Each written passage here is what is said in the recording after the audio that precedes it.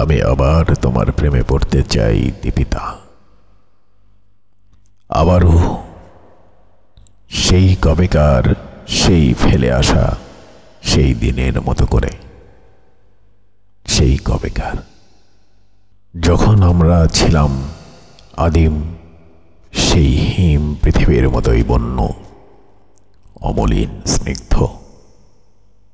মনে পড়ে দীপিতা তোমার আমাদের প্রেমে পড়ার সেই প্রথম দিনগুলোর কথা?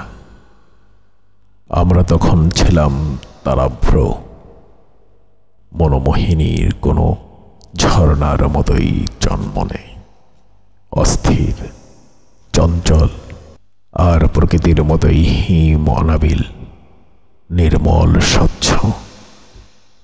আমি যেন ছিলাম নীলাভ্র ছোঁয়া দিগন্ত ছেয়ে ফেলা কোনো সুউচ্চ নীল পাহাড়ের মতো, অরণাচ্ছন্ন শুভ্র মেঘমাখানো।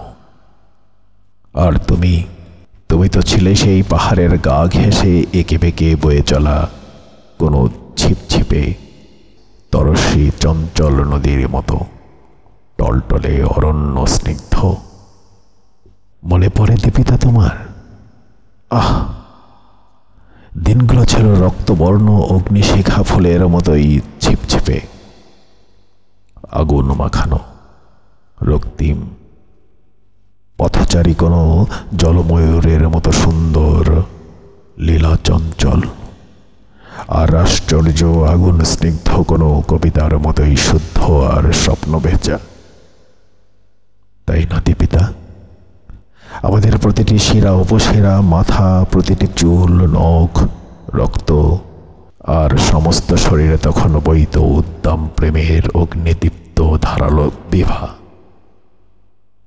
সেই প্রশান্তিময় শান্ত বহুবর্ণিল নিখাদ পৃথিবী আমরা ছেড়ে এসেছি সেই কবেই, ফেলে এসেছি সেই কবেকার সেই আমাদের শব্দিত, বিলরিত, ফ্যাকাশে ধমল পৃথিবীতে। পৃথিবী আজ দিনাক তপ্ত, ক্লান্ত, বিবর্ণ, ধোঁয়াশাচ্ছন্ন।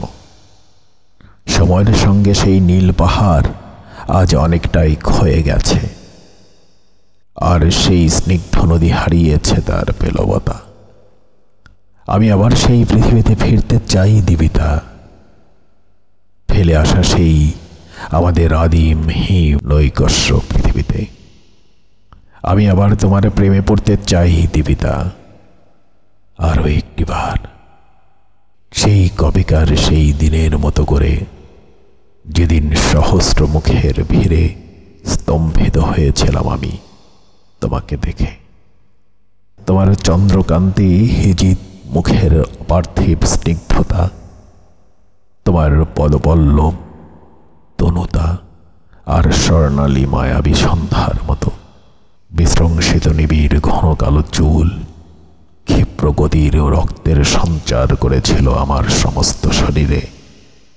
আমি আবারও তোমার প্রেমে পড়তে চাই দীপিতা, তোমারই প্রেমে আরো একটিবার পড়তে চাই সেই দিনের মতো করে।